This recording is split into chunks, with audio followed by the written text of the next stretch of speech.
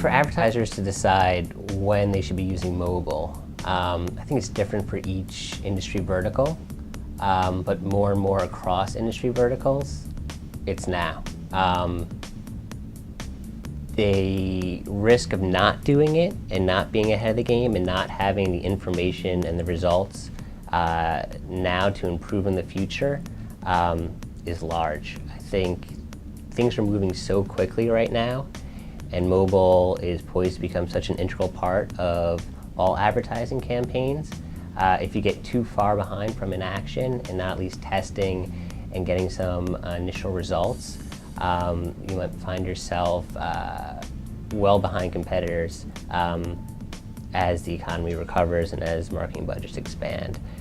So 5 years ago, our group was looking at mobile and trying to see when was the right time to come in and when would it be viable. A lot of the barriers and complications in the ecosystem have been broken down.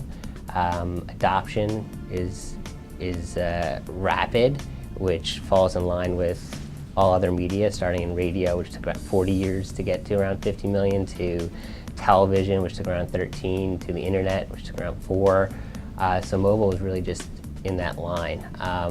Ad networks and other mobile service firms are really breaking down sort of the barriers and complications of devices and carriers that previously prevented effectively and efficiently doing it.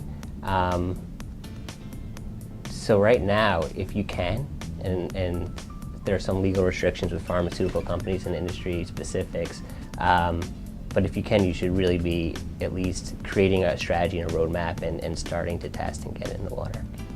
What we're finding is that mobile is becoming more and more of an integral part in any campaign to either make static or traditional more interactive and more effective. The media landscape is getting so fractured and attention is so scarce as people are multitasking and avoiding advertising that by integrating mobile into it, it really creates a more effective advertising campaign. What we found is that it's a great way to get users to opt in and to do CRM as far as opting in with their email or a mobile device, or extending the information that you can give a user from a digital sign, as well as some of the new expandable banners are becoming more functional. So not only providing a message, but then also allowing them to find a store or play a video. So it really depends on the client and the message and the campaign. But with ad networks and all the different service providers, everything that mobile is evolving into, there's almost so many options that you can do. It's a matter of choosing which one and how to do it, and aligning that with your objectives. It's a device that's on you 95% of the time, 96% of the time.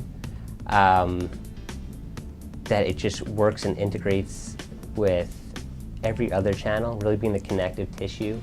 It makes things that aren't interactive. It makes things that are interactive even more interactive. But I'd probably say most of all is just seeing the iPhone and what it can do and how it's exploded content consumption. 50–60% of the mobile ads served online are to iPhones.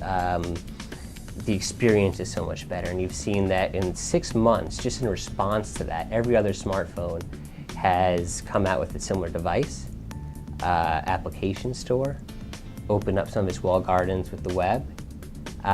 So really, the iPhone isn't in isolation, it's really just a beacon of what the future of mobile advertising can be, which is more measurable, which is a better user experience, which is a lot more content consumption. So for me, the true promise of one-to-one marketing, I think, lies in the iPhone as a connected device, and you could see the possibilities from the iPhone alone.